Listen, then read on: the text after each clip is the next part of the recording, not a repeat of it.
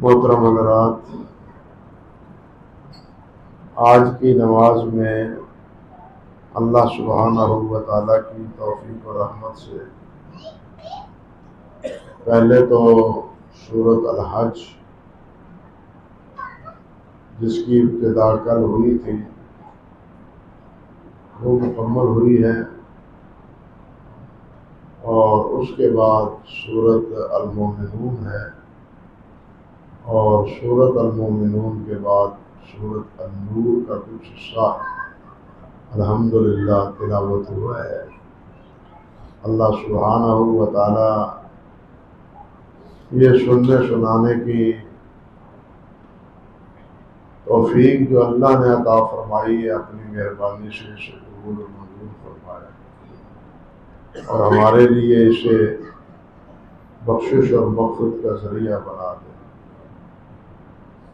سورۃ الحج یہ اس لیے کہ اس میں حج کا تذکرہ ہے، جس طرح کہ آگے میں عرض کروں گا۔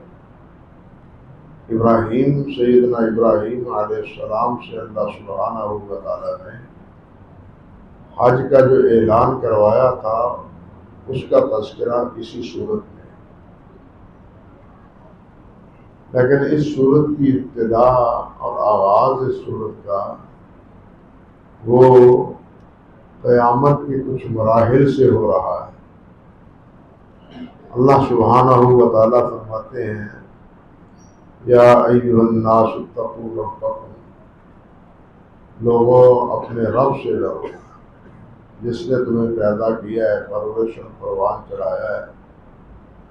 اس رب سے ڈرو، اس کی نافرمانی نہ کرو اور اس کی اطاعت اور فرمانبرداری کرو۔ تقوی کا یہی معنی ہے خلاصہ تھا۔ ان زلزلۃ الساعۃ شیء عظیم، کہ آخرت کا، قیامت کا زلزلہ بہت بڑی چیز ہے۔ شیء عظیم، بہت بڑی چیز ہے۔ یوم ترونھا تذہل کل مرضعۃ عما ارضعت وتضع کل ذات حمل حملھا وتری الناس سکارا، فرمایا اس دن دودھ پلانے والی اپنے بچوں کو بھی بھول جائے گی، حمل والی اپنے بچوں کو، حمل کو گرا دے گی۔ تو دیکھے گا کہ لوگ اس طرح ہیں جس طرح نشے میں ہیں۔ وما هم بسکارا، حالانکہ انہیں کوئی نشہ نہیں۔ ولکن عذاب اللہ شدید، لیکن اللہ سبحانہ و تعالیٰ کا عذاب بہت سخت ہے، جس کی وجہ سے انسانوں پر بے ہوشی کی سی کیفیت طاری ہو کہ اس پریشانی میں اب ہمارا کیا بنے گا، ہمارے ساتھ کیا گزرے گی۔ یہ صورت بتلائی ہے اللہ سبحانہ و تعالیٰ نے۔ زلزلے سے مراد قرآن مجید میں تو ایک تو زلزلہ وہ ہے جب اللہ سبحانہ و تعالیٰ کی طرف سے سور پھونکا جائے گا اور یہ زمین ساری کی ساری ہل جائے گی، کوئی پہاڑ، کوئی بڑی سے بڑی مضبوط بلڈنگیں وہ باقی نہیں رہیں گی۔ جس طرح کہ اللہ تعالیٰ نے فرمایا، اذا زلزلت الارض زلزالها واخرجت الارض اثقالها وقال الانسان ما لها یومئذ تحدث اخبارها۔ یہ اس زلزلے کا تذکرہ ہے جو قیامت کے دن ہوگا۔ لیکن یہ صورت حج میں جس زلزلے کا تذکرہ ہے، صحیح بخاری میں اور صحیح مسلم میں اس بارے میں حدیث ہے، ذرا اس کے الفاظ بھی سماعت فرمائیں۔ عموماً ہم یہی سمجھتے ہیں کہ اس صورت میں بھی زلزلے سے مراد وہی قیامت کا زلزلہ ہے، جس میں ساری زمین، اللہ اکبر، ایسے ہل رہی ہوگی، یوں سمجھیے کہ جس طرح برتن میں دانے ڈال کے یا کوئی چیز ڈال کے اس کو اس طرح ہلایا جاتا ہے، اللہ اکبر، یہ کیفیت ہوگی قیامت کے دن، انسان کھڑا ہونا بھی انسان کے لیے مشکل ہوگا۔ اعاذنا اللہ منہ۔ حضرت ابو سعید خدری رضی اللہ تعالی عنہ فرماتے ہیں، اس روایت میں لمبی روایت ہے تھوڑی سی، کہ قیامت کے دن یقول اللہ عز و جل یا آدم، اللہ سبحانہ و تعالی آدم علیہ السلام سے کہیں گے، او آدم، فیقول لبیک و سعدیک والخیر فی یدیک، تو آدم علیہ السلام عرض کریں گے، مولا کریم میں حاضر ہوں، بار بار حاضر ہوں، ہر خیر مولا کریم تیرے ہاتھ میں ہے۔ اللہ اکبر کبیر۔ اللہ سبحانہ و تعالی یقول، فرمائیں گے کہ اخرج بعث النار، آدم لوگوں کی جماعت میں سے لوگوں کو، آگ کی جماعت میں سے لوگوں کو نکالو، جو آگ میں جانے والے ہیں اس میں سے کچھ لوگوں کو نکالو۔ قال وما بعث النار، حضرت آدم علیہ السلام عرض کریں گے، یا اللہ، یہ آگ کی جماعت سے کیا مراد ہے؟ قال من کل 1999، اللہ اکبر، اللہ اکبر۔ اللہ تعالیٰ فرمائیں گے 1999 میں سے ایک آدمی کو نکال، گویا کہ 1999 افراد جہنم میں، اور ان میں سے ایک صرف جنت۔ یہ کیفیت ہوگی، یہ حکم ہوگا۔ اللہ کے پیارے پیغمبر فرماتے ہیں کہ فضا کا ہی نا یشیب الصغیر وتضع کل ذات حمل حملها وتری الناس سکارى وما هم بسکارى ولکن عذاب اللہ شدید۔ یہ وہ وقت ہوگا جب بچے بھی بوڑھے ہو جائیں گے، حمل والی اپنے حمل کو گرا دے گی، لوگوں کو تم دیکھو گے کہ جس طرح وہ نشے میں ہیں، حالانکہ وہ نشے میں نہیں۔ اس مرحلے پر نبی علیہ السلام نے گویا یہی آیت تلاوت فرمائی، یعنی جب آدم علیہ السلام سے اللہ ذوالجلال یہ فرمائیں گے کہ جہنم کی جو جماعت ہے اس میں سے ایک کو نکال دو۔ جہنم کی جماعت سے مراد کیا ہے؟ 1999، گویا 2000 ہی ہو گئے، ان میں سے ایک آدمی نکال۔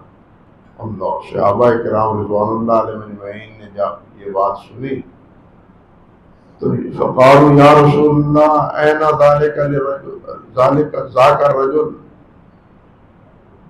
صحابہ کرام نے عرض کیا، حضور پھر ہمارا بنے گا کیا؟ آدمی کیا ہوگا؟ ایک آدمی اتنی تعداد میں سے؟ اللہ اکبر۔ قال ابشروا، آپ نے فرمایا خوش ہو، فإن من یاجوج وماجوج 1000 ومنکم رجل، فرمایا یاجوج ماجوج میں سے 1000 ہوگا، اور ان 1000 کے بدلے میں تم میں سے ایک ہوگا۔ اور یاجوج ماجوج سے مراد یہاں وہ تمام کفار مراد ہیں، جس طرح کہ حافظ ابن حجر رحمۃ اللہ علیہ نے فتح الباری میں لکھا ہے کہ وہ یاجوج ماجوج معروف وہی نہیں، بلکہ ان کے تمام ہم نوا جو مشرک ہیں، جو کافر ہیں، اور جو گناہوں میں لت پت ہیں۔ یعنی جس طرح ایک گناہگار ٹولہ گروہ وہ بدنام ہوتا ہے، تو اس کے نام سے ان کے ہم نوا وہ بھی اسی کے نام پر معروف ہو جاتے ہیں۔ تو فرمایا یہ سمجھو کہ یاجوج ماجوج 1000 ہوں گے ان کے ساتھی، اور وہ یاجوج ماجوج، اور ان میں سے 1000 تم ہو، ایک آدمی تم ہو۔ ثم قال، پھر آپ نے ارشاد فرمایا، والذی نفسی بیدہ، مجھے اس اللہ کی قسم ہے جس اللہ کے ہاتھ میں میری جان ہے، انی لأطمع ان تکونوا ثلث اہل الجنہ، میں امید رکھتا ہوں کہ تم جنت کیا کہ ثلث ہوگے، تیسرا حصہ تم ہوگے، باقی ساری امتوں کے افراد، اور میری یہ امت تمام جنتیوں میں سے تیسرا حصہ ہو۔ اللہ اکبر کبیر۔ قال فحمدنا، صحابی فرماتے ہیں ہم نے الحمدللہ کہا، اور وکبرنا، اور ہم نے اللہ اکبر کہا۔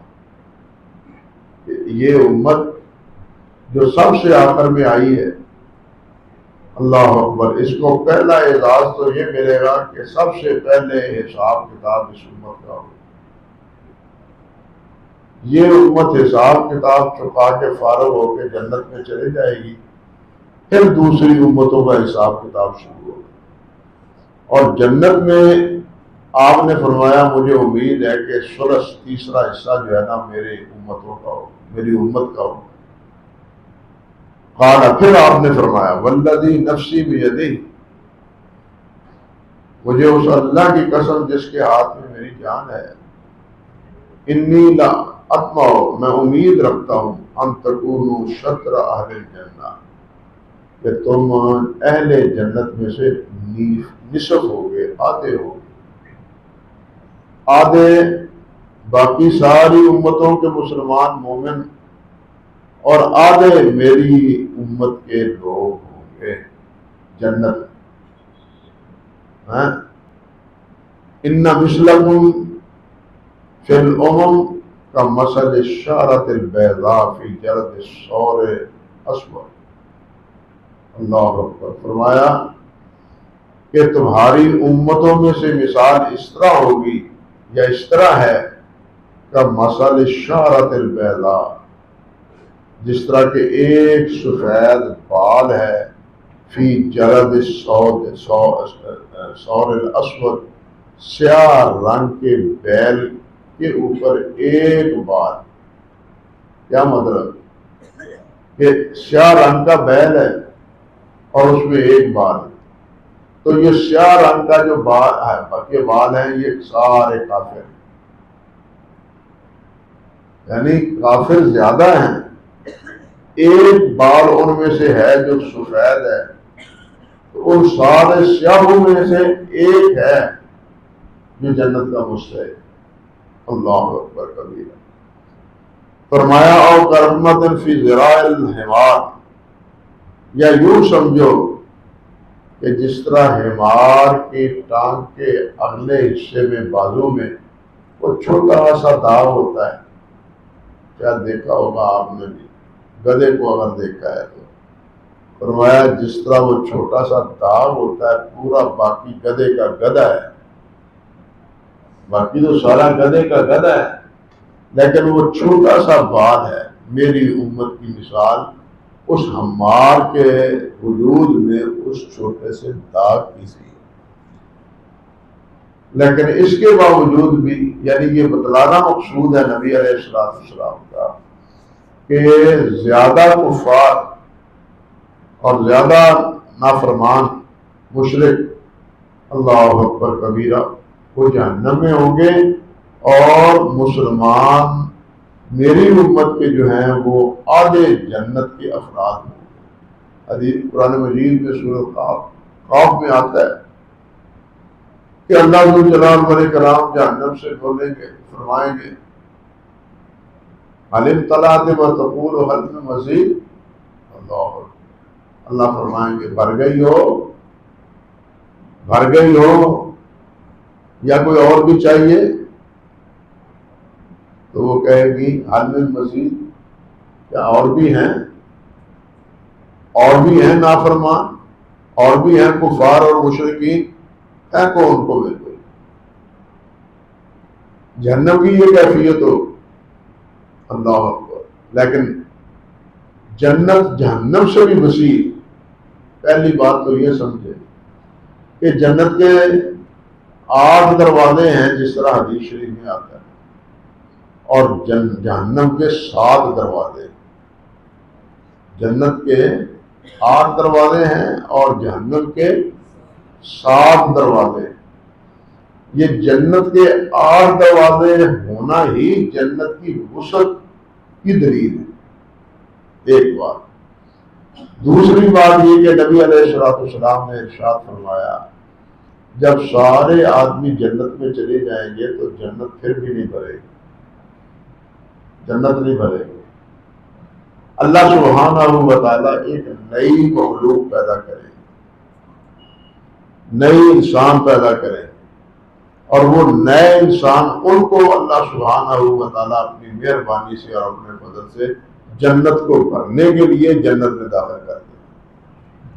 اس مالک کی کرم نوازی اور کریمی یہ علیحدہ مسئلہ ہے کہ ان افراد کے بارے میں پھر ایک رائے یہ ہے کہ ان کا بھی امتحان ہوگا. اللہ پیدا کریں گے تو ان کا امتحان ہوگا، آزمائش ہوگی، اور جو اس آزمائش میں پورے اتریں گے وہ جنت میں چلے جائیں گے. جس طرح یہاں ہم مرد امتحان میں ہیں، وہاں بھی جو بچے ہیں اس بارے میں شدید اختلاف ہے. یا وہ لوگ جن تک دین کی دعوت پہنچی نہیں، ان کے پاس اللہ کے دین کی دعوت نہیں پہنچی، تو وہ لوگ بھی قیامت کے دن ان کا بھی کہنا چاہیے کہ آزمائش ان کی بھی ہوگی. نبی علیہ السلام نے فرمایا کہ اس آزمائش کی کیفیت یہ ہوگی کہ اللہ ذو الجلال نے فرمائے گا کہ یہ آگ میں داخل ہو جائے، آگ میں داخل ہو جائے. اب جو اللہ کے حکم کے مطابق آگ میں داخل ہو جائیں گے وہ بچ جائیں گے، اور جو کہیں گے آگ ہم اس میں کیوں داخل ہوں، ہم تو جل جائیں گے، مر جائیں گے، تو وہ آزمائش میں ناکام ہو گئے. یہ امتحان قیامت کے دن ہو. یہاں بھی یہ دنیا جو ہے نا، یوں سمجھیے یہ ایک من وجہ جہنم قضا ہے.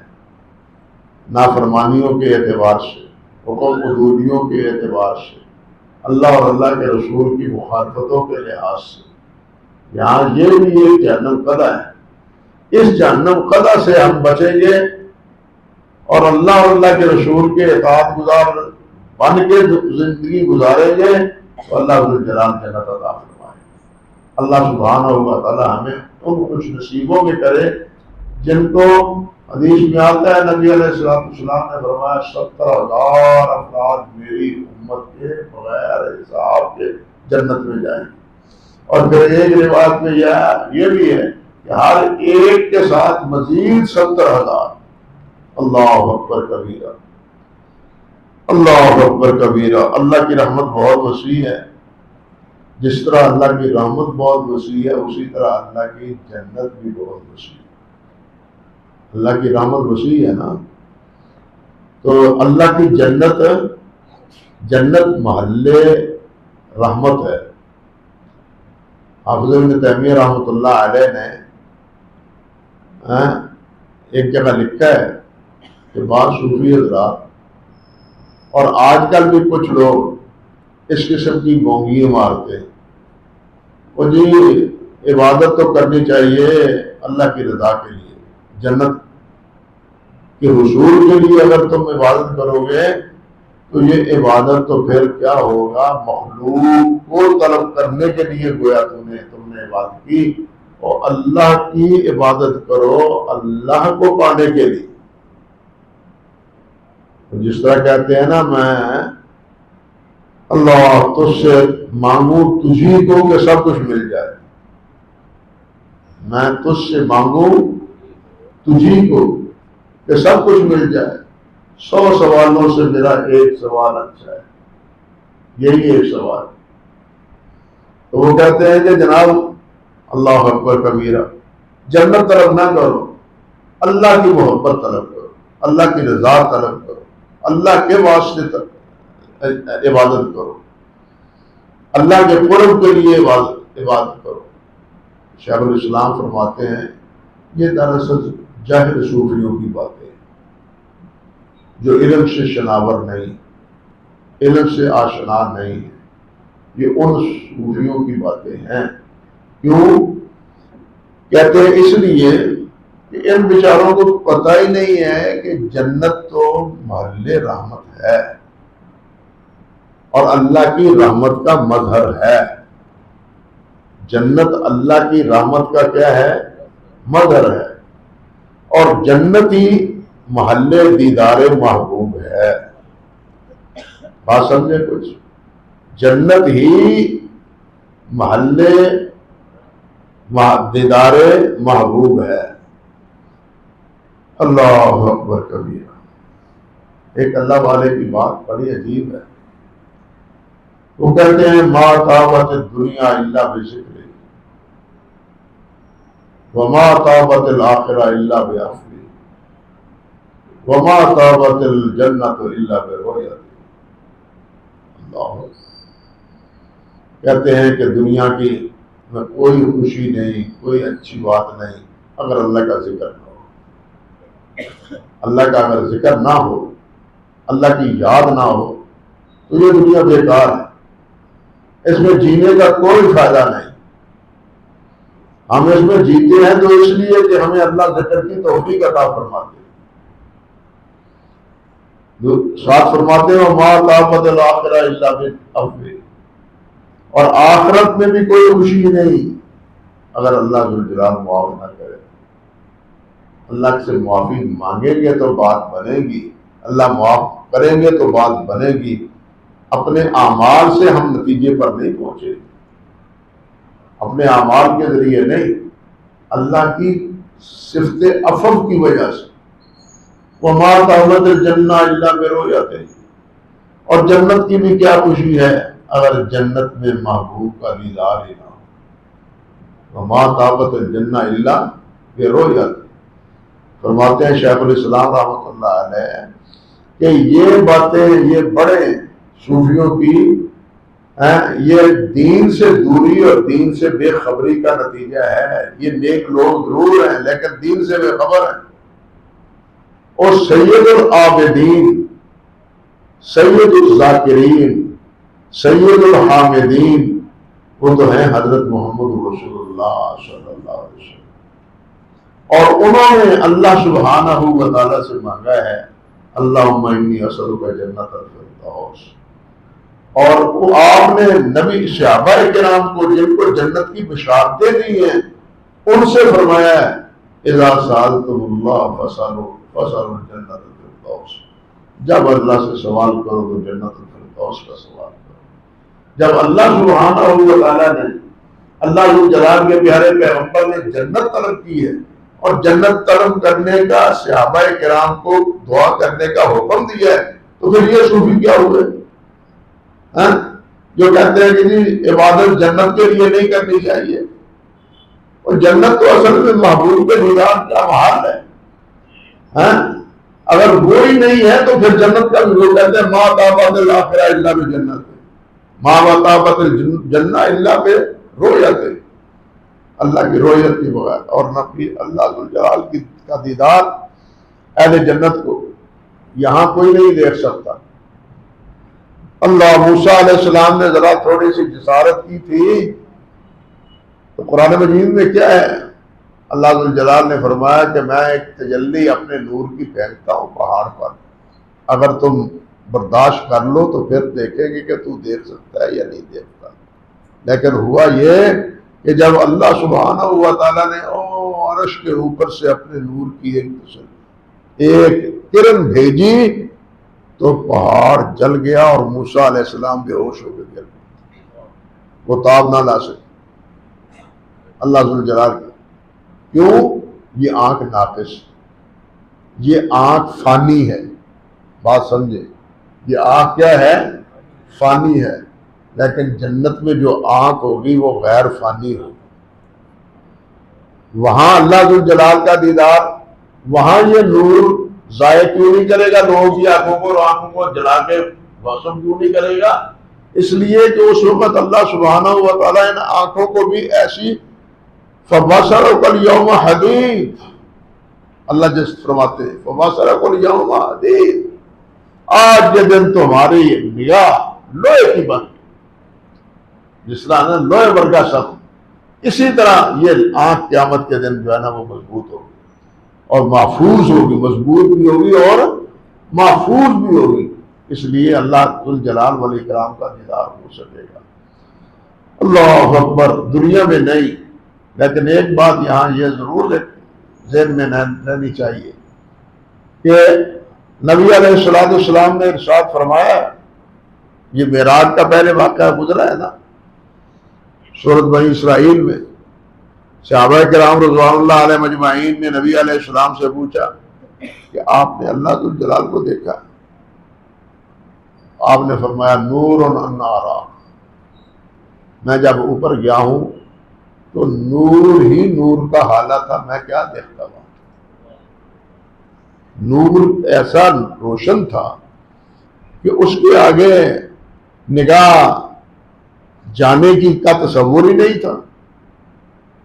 اللہ اکبر کبیرہ. اور حدیث میں ہی آتا ہے نبی علیہ السلام نے فرمایا کہ اگر وہ نور کا حجاب اللہ سبحانہ و تعالی اپنے چہرے مبارک سے ہٹا دیں تو اللہ ذوالجلال کی نگاہ کا اثر زمین تک جس پر بھی پڑے گا ہر چیز جل کے راکھ ہو جائے.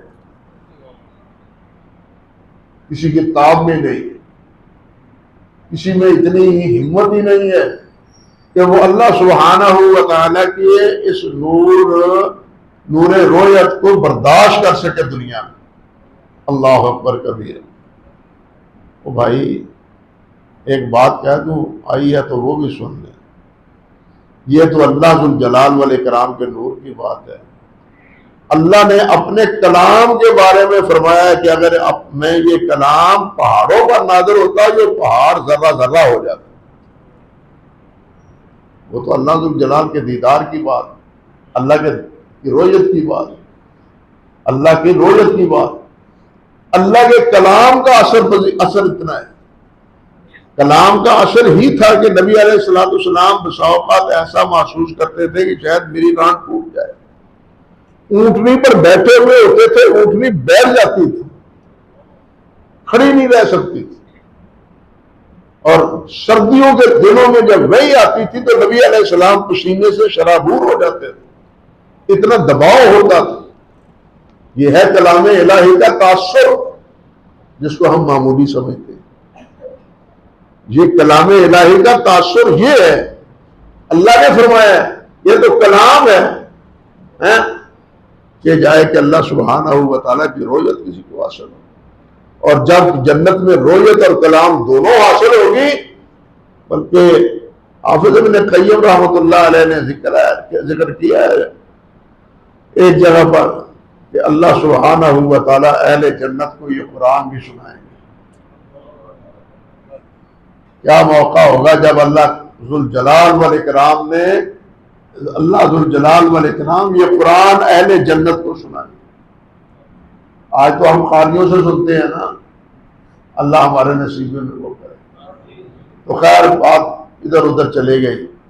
عرض کرنے کا مقصد یہ تھا کہ اس صورت کے میں جو زلزلے کا تذکرہ ہے صحیح بخاری کی اس روایت کے مطابق اس سے مراد وہ اس وقت کا زلزلہ ہے جب آدم علیہ السلام کو کہا جائے گا کہ 1000 میں سے ایک کو نکالو، 1000 جہنم میں اور ایک ان میں سے جنت.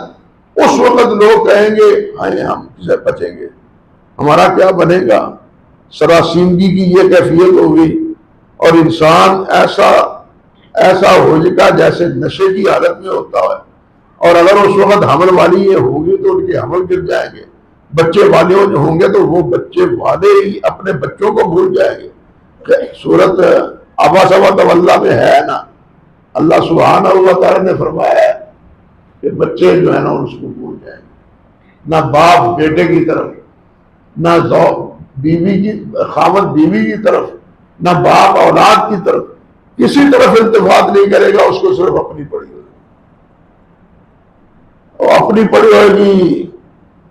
حضرت ابراہیم علیہ السلام کے بارے میں آتا ہے حدیث میں کہ حتیٰ ان ابراہیم لیجس علی ربہ ركبتيه وترتعد فرائصه ويقول رب لا أسألك إلا نفسي. اللہ اکبر کبیر. حضرت ابراہیم علیہ السلام گھٹنوں کے بال گرے ہوں گے، گھٹنوں کے بال بیٹھے ہوئے ہوں گے، یہ شان حضرت ابراہیم علیہ السلام کے کپکپا رہے ہوں گے. اللہ اکبر کبیرہ. اور عرض کریں گے اللہم لا اسألک الا نفسی، یا اللہ مجھے بچا دے، یا اللہ مجھے بچا دے. اور وہاں تو فرشتے جن کو جب سے اللہ نے پیدا کیا ہے، جب سے پیدا کیا ہے قیامت تک وہ اللہ کی تسبیح، تحمید، تحلیل بیان کیے جا رہے ہیں بلا تعطل، بلا توقف. حدیث میں آتا ہے طبرانی اور دوسری حاکم کی روایات میں کہ قیامت کے دن وہ بھی کہیں گے ما سبحانک ما عبدناک حق عبادت کا، اللہ تو پاک ہے، ہم سے تیری عبادت کا حق ادا نہیں ہوا. ہم کس بات کی بھولی، ہماری کیفیت کیا ہے؟ وہاں فرشتوں کا یہ عالم ہوگا، انبیاء کا یہ عالم ہوگا. اس وقت سب سے پہلے ہوش میں آئیں گے تو نبی علیہ السلام آئے. اللہ. اور پھر آپ نے فرمایا کہ جب میں ہوش میں آؤں گا تو میں دیکھوں گا کہ موسیٰ علیہ السلام اللہ کے عرش کے پائے کو پکڑے ہوئے. اللہ اکبر، اللہ اکبر. اس آخری مرحلے سے اللہ سبحانہ و تعالی ہمیں محفوظ رکھے. بڑا خوفناک، بہت بھیانک، جس کا کوئی تصور نہیں اس دنیا میں، اور جس سے آج ہم بالکل بے خوف ہیں. اس سے ہمیں ڈرنا چاہیے. اللہ اکبر کبیر. اور اللہ ذو الجلال نے یہ باتیں فرمانے کے بعد پھر یہ فرمایا یا ایھا الناس ان کنتم فی ریب من البعث فانا خلقناکم من تراب ثم من نطفة ثم من علقة ثم من مضغة مخلقة. تمہیں شک ہے کہ قیامت کے دن اٹھایا جائے گا کہ یا نہیں اٹھایا جائے گا؟ اپنی حیثیت تو دیکھو، ہم نے تم کو پیدا ایک بوند سے کیا ہے، ایک بوند سے تمہیں پیدا کیا ہے. اپنی حیثیت تو دیکھو. اور اس ایک کو ایک جونک بنایا، پھر بوٹی بنایا، پھر ہڈیاں بنایا، پھر شکل و صورت بنائی، پھر پورا انسان بنا کے شکم مادر سے تمہیں باہر نکالا. جو مالک ایک قطرے سے جیتا جاگتا انسان بنانے پہ قادر ہے، وہ بنے ہوئے مرنے کے بعد دوبارہ اس کو اٹھانے پہ قادر کیوں نہیں؟ اگر تمہیں شک ہے تو بتلاؤ کیسے نہیں ہوگا یہ؟ پھر اللہ ذو الجلال نے آگے پھر مثال دی، یہ تفصیل ساری بیان کر وَتَرَى الْأَرْضَ حَامِلَةً فَإِذَا أَنزَلْنَا عَلَيْهَا الْمَاءَ. اور تم دیکھتے ہو کہ زمین خشک سالی کا شکار ہے، بالکل خشک ہے. اس پر اللہ ذو الجلال بارش برساتے ہیں. پھر کیا ہے وَأَنبَتَتْ مِن كُلِّ زَوْجٍ بَهِيجٍ. اللہ اکبر. بارش برسنے کی وجہ سے وہ کھیتی، وہ زمین لہلہا اٹھتی ہے، لہلہا اٹھتی ہے. مردہ زمین زندہ ہو جاتی ہے. وہ مٹی میں رلے ملے بیج پانی کے برسنے کی وجہ سے اللہ ان میں تازگی پیدا کر دیتا ہے. اللہ ذو الجلال فرماتے ہیں ذالک بأن اللہ هو الحق وانہ یحیی الموتى وانہ علی کل شیء قدیر. یہ ہے تمہارا سچا رب، یہ ہے تمہارا سچا رب، اور وہی زندہ کرنے والا ہے اور وہی موت دینے والا ہے. وانہ علی کل شیء قدیر. اور وہ ہر چیز پر پوری قدرت رکھتا ہے. وان الساعۃ آتیۃ لا ریب فیہا. یاد رکھو اس میں کوئی شک نہیں کہ قیامت آنے ہی والی ہے، یہ آ کے ہی رہے گی. وان اللہ یبعث من فی القبور. اور جو قبروں میں پڑے ہیں سب کو اللہ سبحانہ و تعالیٰ اٹھائے. اس طرح اللہ ذو الجلال نے سورت کی ابتدا وہ قیامت کے ذکر سے کی، قیامت کو یاد کرنے سے. اس کے بعد اللہ سبحانہ و تعالیٰ نے اپنی توحید، اپنی عظمت اور اپنی کبریائی کا تذکرہ بھی کیا ہے. اور پھر انبیاء کرام علیہ السلام کی جو دعوت کا انکار کرنے والے ہیں ان کے انکار کی تردید بھی صورت میں اللہ سبحانہ و تعالیٰ نے کی ہے. اور پھر اسی صورت میں اللہ ذوالجلال والاکرام نے حضرت ابراہیم علیہ السلام کو حکم دیا کہ انطہرا بیتی للطائفین والعاکفین والرکع السجود وأذن فی الناس بالحج، فرمایا پہلے تو گھر بناؤ اور اس کو صاف ستھرا رکھو، اس کے لیے للطائفین والعاکفین والرکع السجود، طواف کرنے والوں کے لیے، اعتکاف کرنے والوں کے لیے، رکوع اور سجدہ کرنے والوں کے لیے۔ اب یہاں پہلے اللہ سبحانہ و تعالیٰ نے للطائفین ذکر کیا، اور مسئلہ بھی یہ ہے کہ معتمر ہو یا حاجی ہو، جب وہ بیت اللہ میں جائے، احرام باندھا ہوا ہو، تو جا کے یہاں کیا حکم ہے؟ اذا جاء احدکم فی المسجد فلیصلی رکعتین قبل ان یجلس، بیٹھنے سے پہلے 2 رکعتیں پڑھ لیں۔ لیکن بیت اللہ میں جائے تو پھر وہاں 2 رکعتیں نہیں پڑھنی، جاتے ہی پہلے طواف کرنا ہے۔ یہ طواف بمنزلہ ہے نماز کے ہے، نبی علیہ السلام نے فرمایا الطواف بمنزلۃ الصلاۃ، اسی لیے علماء نے کہا ہے کہ طواف میں وضو شرط ہے، طواف میں وضو شرط ہے، کیونکہ یہ بمنزلہ کیا ہے؟ نماز کے۔ اللہ اکبر کبیرہ، للطائفین والعاکفین والرکع السجود وأذن فی الناس بالحج۔ ابراہیم اعلان کر دو، لوگوں اللہ کا گھر بن گیا ہے، اللہ کا گھر بن گیا ہے تو اللہ کے گھر کی زیارت کے لیے آؤ۔ بعض آثار میں آتا ہے کہ ابراہیم علیہ السلام نے عرض کیا، یا اللہ میری آواز تو ارد گرد پہاڑ ہے، ارد گرد جو پہاڑ تھے یہ تو اب ختم ہو گئے ہیں نا، ارد گرد کے پہاڑ، یہ جو اس وقت بنا ہوا ہے نا ٹاور، مکہ ٹاور، یہاں پہاڑ تھا اور پہاڑ کے اوپر ترکیوں کا قلعہ تھا، پہاڑ کے اوپر ترکیوں کا قلعہ تھا۔ یہاں یہ جو دارالتوحید بنا ہے، اور دارالتوحید کے سڑک کے ورا جتنی عمارت ہے یہ جبل عمر تھا، پہاڑ تھا، اور اس سے آگے مشرق کی طرف صفا بھی پہاڑ، مروہ بھی پہاڑ، صفا اور مروہ کے درمیان میں پھر جبل ابی قبیس، اور جس پر شاہی محل بنا دیے گئے ہیں۔ اللہ اکبر کبیرہ، ایک دور تھا اس پہاڑ پر جبل ابو قبیس پر، بہت اونچا تھا، اس چھوٹی سی مسجد تھی، لوگ کہتے تھے کہ یہ مسجد ہے، نبی علیہ السلام نے وہاں نمازیں پڑھی ہیں، لیکن یہ کوئی صحیح ثبوت نہیں تھا۔ لیکن یہ بات ضرور ہے کہ اس جبل ابی قبیس پر چڑھ کے لوگ چاند دیکھتے تھے کہ چاند نظر آتا ہے یا نہیں آتا، روز دیکھنے کے لیے، چاند دیکھنے کے لیے۔ تو خیر کہ یا اللہ یہ ارد گرد پہاڑ ہے، لیکن اللہ سبحانہ و تعالیٰ نے فرمایا ابراہیم آواز لگانا تیرا کام ہے اور لوگوں کے ارواح تک پہنچانا میرا کام۔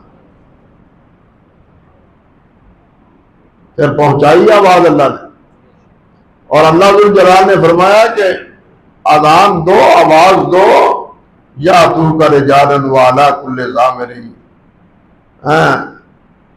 آپ یادہ آئیں گے، لاغر اونٹوں پر آئیں گے، من فج عمیق، دور دراز کا سفر کر کے آئیں گے، اور آج آپ دیکھ رہے ہیں کہ پوری دنیا کے کونے کونے سے وہاں لوگ جمع ہوتے ہیں، حج کے لیے بھی اور عمرے کے لیے بھی۔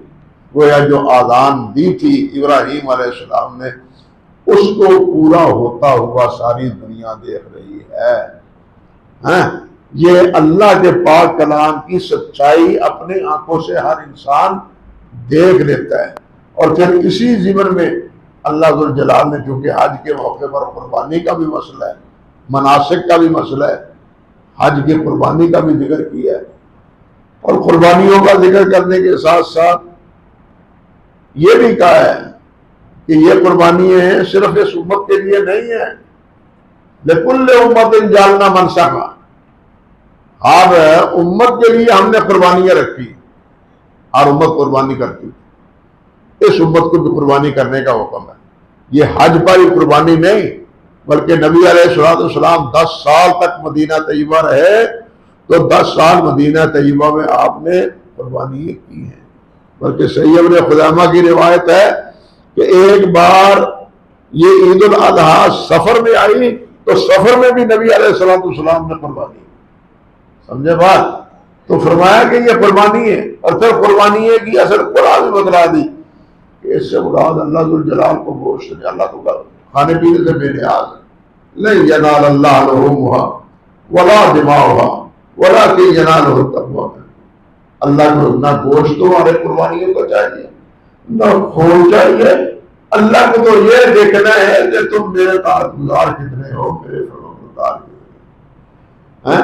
فرمانبرداری کے اطاعت ہی قربانی ہے، فرمانبرداری کے اطاعت ہی حج کی مشقت ہے، فرمانبرداری کے اطاعت ہی بیت اللہ میں جانا عمرے کے لیے، زیارت کے لیے، یہ سب کس کے لیے ہے؟ اللہ کی اطاعت اور اللہ کی فرمانبرداری کے لیے۔ اللہ اکبر کبیرہ۔ پھر اس کے بعد اللہ سبحانہ و تعالیٰ نے اسی سورت کی بالکل اختتام پر آپ دیکھیے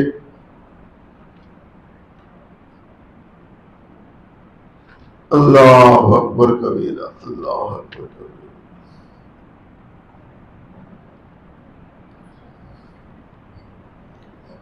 آخری رکوع میں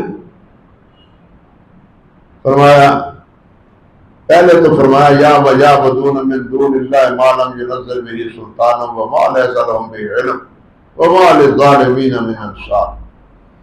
کہ یہ لوگ بھی عجیب ہیں، کیسے ہیں کہ اللہ کو چھوڑ کر دوسروں کی بندگی کرتے ہیں جن کے بندگی کرنے کی کوئی دلیل ان کے پاس نہیں ہے، اور نہ ہی ان کے بارے میں انہیں کچھ علم ہے، اور ان ظالموں کا کوئی مددگار نہیں۔ اللہ ذوالجلال نے ان کی مذمت کرنے کے بعد بالآخر فرمایا یا ایھا الناس ضرب مثل فاستمعوا له ان الذين تدعون من دون الله لن يخلقوا ذبابا ولو اجتمعوا له۔ لوگوں، تمہیں ایک مثال بیان کر کے بات سمجھائی جاتی ہے، اس کو سنو اور اس کو پلے باندھو۔ وہ کیا کہ جو لوگ اللہ کے علاوہ کسی اور کو پکارتے ہیں، لن یخلقوا ذبابا، وہ ایک مکھی بھی پیدا نہیں، ہرگز پیدا نہیں کر سکتے، ولو اجتمعوا لہ، اگرچہ وہ سارے جمع ہو کے کہیں کہ چلو ایک مکھی بنا دو، جن کی پوجا ہوتی، فرشتے بھی نہیں بنا سکتے، نبی مکھی پیدا نہیں کر سکتے، ولی پیدا نہیں کر سکتے، بت پیدا نہیں کر سکتے، شیطان پیدا نہیں کر سکتے، جنات جن کی پیدا پوجا ہو رہی ہے وہ مخلوق نہیں بنا سکتے۔ مخلوق کس کی ہے؟ خالق۔ مخلوق کس کی ہے؟ اگر کوئی اور بنانے والا ہے اس کا مطلب یہ ہے کہ خالق پھر کوئی اور بھی ہے، اللہ خالق نہ رہا۔ بات سمجھے یا نہیں؟ خالق اللہ ہے، باقی سب جو ہے وہ مخلوق، اور مخلوق خالق نہیں ہے۔ جن کو پکارا جاتا ہے، جن کی پرست کی جاتی ہے، وہ خود مخلوق ہے۔ عباد امثالکم، اللہ نے فرمایا تمہارے جیسے انسان ہیں، بندے ہیں وہ میرے۔ اور آگے فرمایا بھائی یسلبہم الذباب شیئا لا یستنقذوہ منہ، اللہ اکبر۔ اور پیدا کرنا تو کیا رہا، اگر ان کے دسترخوان سے کوئی مکھی اٹھا کے چیز لے جائے تو یہ اس سے واپس نہیں لے سکتے، یہ تو اس سے چھین نہیں سکتے کچھ۔ ہمیں لوگ یہ دے دے کے سمجھایا جاتا ہے، جناب حضرت صاحب کا دھوبی تھا اور حضرت صاحب کا دھوبی فوت ہو گیا، روح لے گئے، حضرت صاحب نے کہا چھوڑو میرے دھوبی کی روح کو، ورنہ جتنے بھی فوت شدہ ہیں ان تمام کی ارواح کو میں لوٹا دوں گا۔ اللہ اللہ فرماتا ہے کہ مکھی جو لے لے اس کو تو مجھے واپس نہیں کر سکتے، اور ملک الموت کے ہاتھوں روح واپس چھین سکتے۔ انا للہ، اندازہ کیجیے گمراہی کی بھی کوئی حد ہوتی ہے، گمراہی کی بھی کوئی انتہا ہوتی ہے، لیکن پھیلانے والے میڈیا پر پھیلاتے ہیں، لکھنے والے بھی لکھتے ہیں۔ میں کیا کیا نام لوں گا، کن حضرات نے یہ لکھا ہے، انا للہ و انا الیہ راجعون۔ اللہ فرماتے ہیں ضعف الطالب والمطلوب، جو طلب کرنے والا ہے وہ بھی کمزور ہے، جس سے طلب کیا جا رہا ہے وہ بھی کمزور، دونوں کمزور۔ قوی کون ہے؟ اللہ۔ فرمایا ما قدر اللہ حق قدر ان اللہ لقوی عزیز، ان لوگوں نے اللہ کے مقام کو پہچانا نہیں، اللہ کے مرتبے کو جانا نہیں۔ فرمایا اللہ ہی قوی ہے، یہ سب ضعیف ہیں۔ پہلے فرمایا ہے نا ضعف الطالب والمطلوب، یہاں اس کے جواب میں فرمایا ان اللہ لقوی عزیز، قوی اللہ ہے اور ہر چیز پر قادر نہیں اللہ ہے، ہر چیز پر کوئی قادر نہیں۔ حدیث میں آتا نہیں، نبی علیہ السلام جس وقت تشریف لے گئے ہیں اس کے لیے عمرے کے لیے، تشریف لے گئے ہیں عمرے کے لیے اور قربانیاں لے کے گئے ہیں، قربانیاں لے کے گئے ہیں، لیکن جب مشرکین نے رکاوٹ پیدا کر دی، آپ آگے نہ بڑھ سکے، آپ نے قربانیوں کا حکم دیا کہ یہی قربانیاں کر دو، صحابہ کرام اس میں متردد ہوئے، باز بلا کر نبی علیہ السلام کو حضرت سلمہ نے عرض کیا حضور سب سے پہلے آپ کریں نا، پھر دیکھتے ہیں کون نہیں کرتا۔ یہ ان کی دانائی تھی حضرت سلمہ رضی اللہ تعالیٰ عنہ۔ چنانچہ نبی علیہ السلام نے سب سے پہلے آپ نے قربانی کی، اور صحابہ کرام نے دیکھا تو سب نے قربانی کا شروع کر دیا۔ اللہ اکبر کبیرہ۔ اس مرحلے پر نبی علیہ السلام نے فرمایا لو استقبلت من امری مستدبرت ما صبت الحدیث، اگر مجھے ان حالات کا پہلے پتا ہوتا تو میں قربانی لے کے آتا ہی، ان حالات کا اگر مجھے پہلے پتا ہوتا۔ آج ہم تو بہت کچھ کہتے ہیں نا کہ ماں کان و ماں یکون کا علم ہے، آپ فرماتے ہیں اگر ان حالات کا مجھے پہلے پتا ہوتا تو میں قربانی مدینہ طیبہ سے لے کے آتا ہی نہ۔ اللہ اکبر کبیرہ۔ تو قوی ایک وہی ذات، ہر چیز پر قادر مطلق وہی ذات، قادر قدیر وہی ہے، اللہ کے علاوہ اور کوئی نہیں۔ اور اس کے بعد پھر اللہ سبحانہ و تعالی نے سورۃ کے اختتام پر فرمایا ابراہیم علیہ السلام کے حوالے سے هو سماکم المسلمین من قبل وفی هذا لیکون الرسول شہیدا علیکم وتکونوا شہداء علی الناس فاقیموا الصلاۃ وآتوا الزکاۃ واعتصموا باللہ هو مولاکم فنعم المولا ونعم النصیر۔ ہمارا مولا اللہ ہے، ہمارا مددگار اللہ ہے، اللہ ہی ہماری سنبھالتا ہے۔ اور قیامت کے دن یہ لوگ گواہی دیں گے، قوم انبیاء کی گواہی یہ امت دے گی، اور اس امت پر گواہ حضرت محمد رسول اللہ صلی اللہ علیہ وسلم دیں گے، جس طرح کہ پہلے بھی ایک مجلس میں عرض کر چکا ہوں۔ اب آگے ہے سورۃ مومنون، بات بہت لمبی ہو جاتی ہے، لیکن صرف 5 منٹ کے لیے میں صرف آپ کے ساتھ ایک بات عرض کرنی چاہتا ہوں۔ آپ ذرا غور کریں، یہ سورۃ مکی ہے، صرف غور کریں۔ سورۃ مکی ہے، ساری باتیں کہنے کا وقت نہیں ہے، نہ ہمت ہی ہے۔ اللہ فرماتے ہیں قد افلح المؤمنون الذین هم فی صلاتهم خاشعون والذین هم عن اللغو معرضون۔ ترجمہ سنیے، وہ مومن فلاح پا گئے جو نماز خشوع سے پڑھتے ہیں، جو لغو کاموں سے اراض کرتے ہیں، جو زکوٰۃ ادا کرتے ہیں، جو اپنی شرمگاہوں کی حفاظت کرتے ہیں سوائے اپنی ازواج کی اور لوڈیوں کے۔